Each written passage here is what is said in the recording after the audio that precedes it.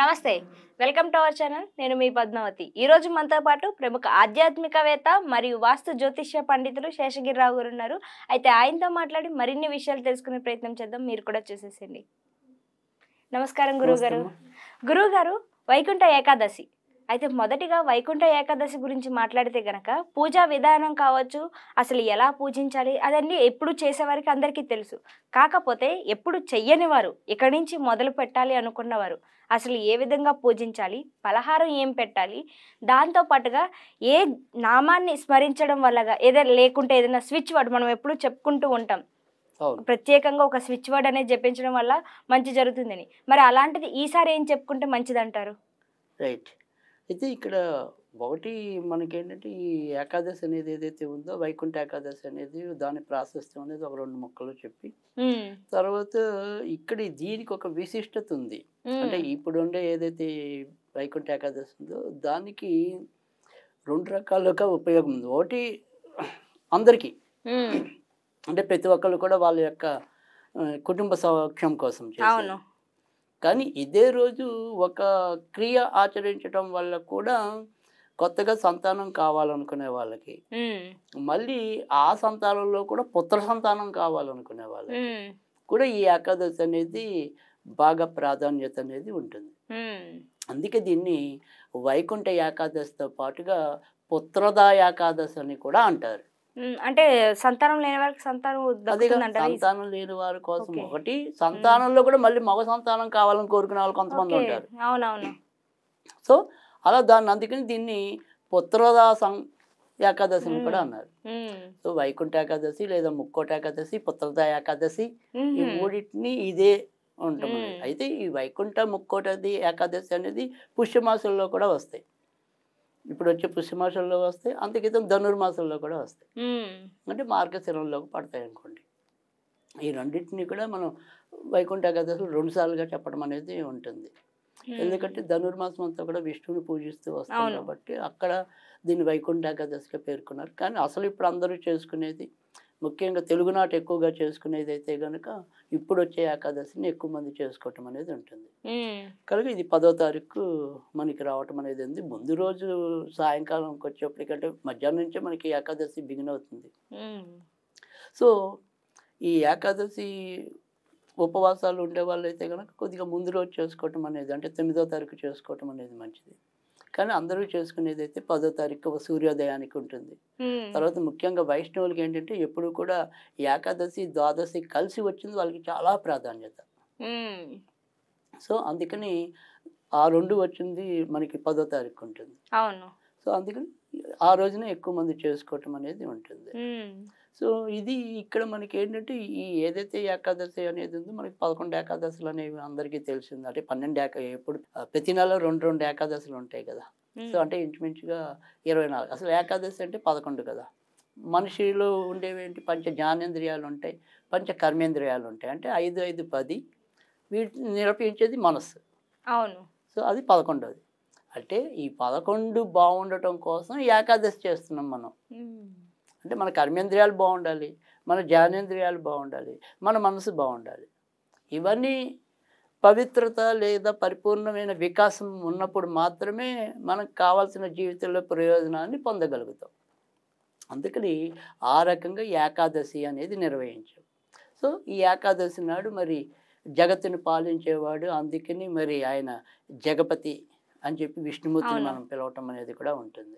అందుకని ఆ విష్ణు ఆరాధనే మనకి ఏకాదశిలో ఎక్కువ ప్రాధాన్యత సంతరించుకుంది సరే ఇప్పుడు ఏదైతే ఉందో మనం ఉత్తరాయణం అంటాం ఇక్కడి నుంచి ఉత్తరాయణం అంటుంది ఉత్తర ద్వారాలు తెరుచుకుంటాయని అంటే విష్ణుమూర్తిని ఒకానొక సందర్భంలో మరి దేవతలందరూ కూడా ముక్కోటి దేవతలు అందుకని ముక్కోటి ఏకాదశి అయింది సో ఆ దేవతలందరూ కూడా విష్ణువు లేచి ఉండేదాకా వేచి ఉండి ఆయన దర్శనం చేసుకునేది ఉత్తర ద్వారం ద్వారా అందుకని ఈ ఉత్తర ద్వారం అనేది ప్రాధాన్యత తర్వాత 2వది వచ్చేప్పటికి ఏంటంటే ఇక్కడి నుంచి దేవతలకి పగటి కాలం బిగిన్ అవుతుంది అంతకితం ఉండేది ఏదైతే దక్షిణాయనం అంటామో అది వాళ్ళకి నిద్రపోయేది అందుకని ఇక్కడి నుంచి శుభకార్యాలు ఎక్కువగా చేసుకోవటం అనేది దేవతా కార్యాలు ఎక్కువ చేసుకోవటం అనేది అనేక గుళ్ళల్లో మరి కళ్యాణోత్సవాలు చేసుకోవటం అనేది ఇప్పుడు తిరుపతిలో కూడా బ్రహ్మాండమైన సంరంభం ఉంటుంది ఈ ముక్కోటి ఏకాదశికి అది రైట్ అయితే ఈ ఏకాదశి కొత్తగా చేసుకునే వాళ్ళు ఎవరైనా సరే ఏకాదశి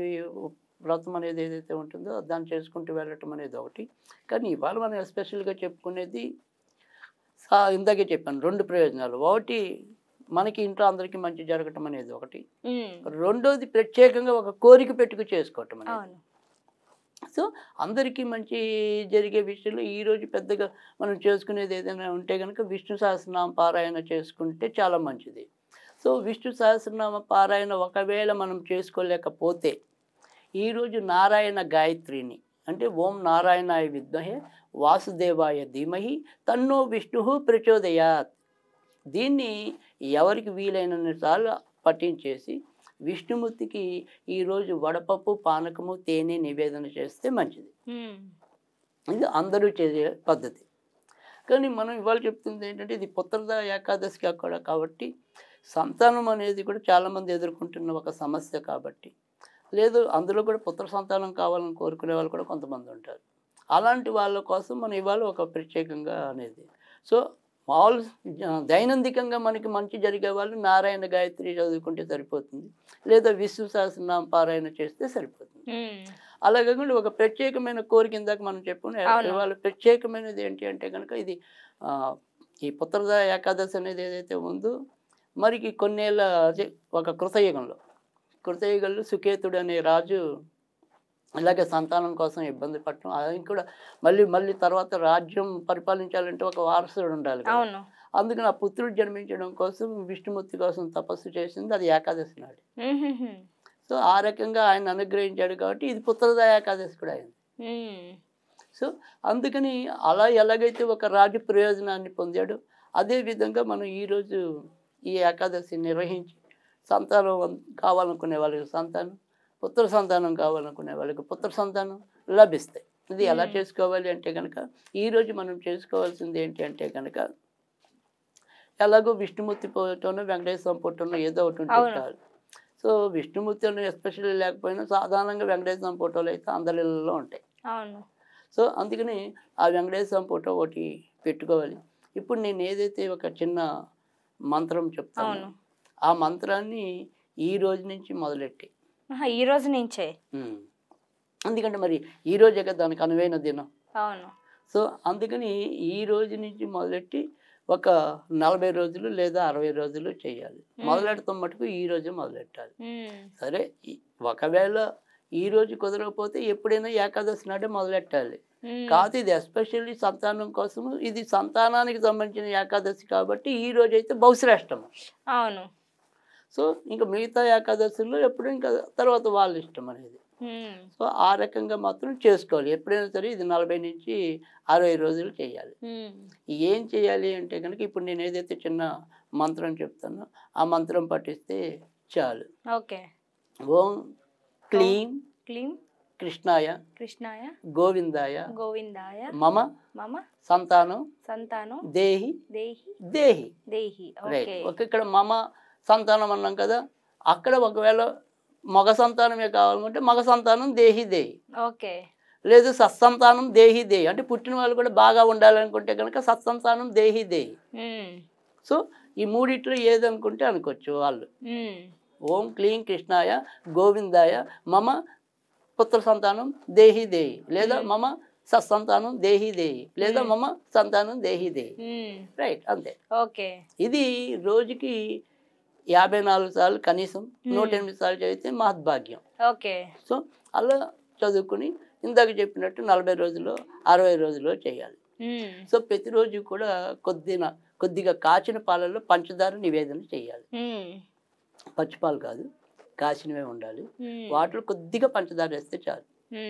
వేసి ఆయనకి నివేదన ఇచ్చి మనసులో కూడా మనం అదే చెప్పుకోవాలి. సంతానం కావాలనుకుంటే ఏ రకమైన సంతానం కావాలో కోరిక చెప్పుకుని ఎలాగో మంత్రంలో కూడా అదే వస్తుంది ఆ రకంగా చేసుకోవాలి. ఇది ఆ రకంగా చేసినట్టయితే తప్పకుండా వాళ్ళకి సంతాన భాగ్యం కలగటం అనేది ఉంటుంది. సరే మనం ఎప్పటిలాగానే ఒకవేళ ఇలా ఏమీ కాకుండా దేవుణ్ణి నమ్మని వాళ్ళకి నమ్మే వాళ్ళకి తీరిక లేని వాళ్ళకి తీరుకున్న వాళ్ళకి అందరికీ ఒక స్విచ్ వర్డ్ చెప్పాలి అనుకుంటే కనుక క్రియేటివ్ అంతే. జస్ట్ క్రియేటివ్ అంటే చాలు. ఓకే. అది కాకపోతే ఉత్తరంలో కూర్చొని చదవాలి. సో వాళ్ళకి కనుక ఉంటే కనుక అది గ్రీన్ కలర్ వేసుకుంటే ఇంకా మంచిది. ఆ రకంగా వేసుకుని చేసినట్టయితే కనుక ఇంకా శీఘ్ర ఫలితాలు ఇవ్వడానికి ఉంటుంది. ఎందుకంటే ఈయన ఆకుపచ్చ ప్రియుడు విష్ణుమూర్తి, అందుకే ఆయనకు మరకత పచ్చలతో అలంకరించడం అనేది కూడా ఉంటుంది. సో అందుకని ఆ రకంగా ఆకుపచ్చకి ప్రాధాన్యత ఇస్తే మంచిదన్నమాట. ఆ రకంగా చేసినట్టయితే తప్పకుండా వాళ్ళ యొక్క సంతాన మనోరథం అనేది తీరుతుంది. చెప్పుకునే విధంగా చాలా చక్కగా చెప్పారు. నిజంగా ఇంత చక్కటి సమాచారాన్ని మాకోసం అందించినందుకు ధన్యవాదాలు గురువుగారు.